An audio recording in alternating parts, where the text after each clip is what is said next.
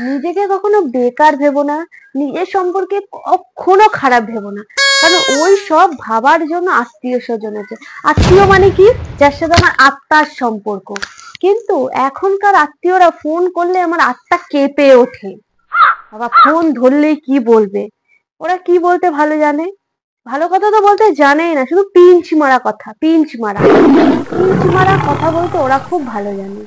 আমি বুঝি না এত পিঞ্চ মারা কথা ওরা পায় কোথা থেকে। তোমার ভালো দেখলে তো ওরা ভালো ভাববেই না। হ্যাঁ, সামনে বলবে হ্যাঁ ভালো হোক ভালো হোক, এটাই আমরা চাই, কিন্তু ভেতরে ওদের জোরে একদম আত্মা খা খা হয়ে গেছে। ওই জ্বালাতে আপনি যা দেবেন বায়নালও লাগাতে পারেন।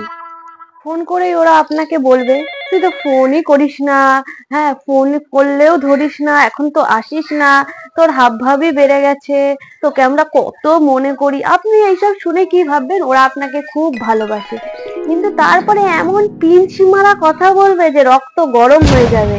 শুনুন, আত্মীয় স্বজনরা পিঞ্চ মারা কথাবার্তা বলার জন্য না পিএইচডি করেছে, আপনি ওটা পারবেন না।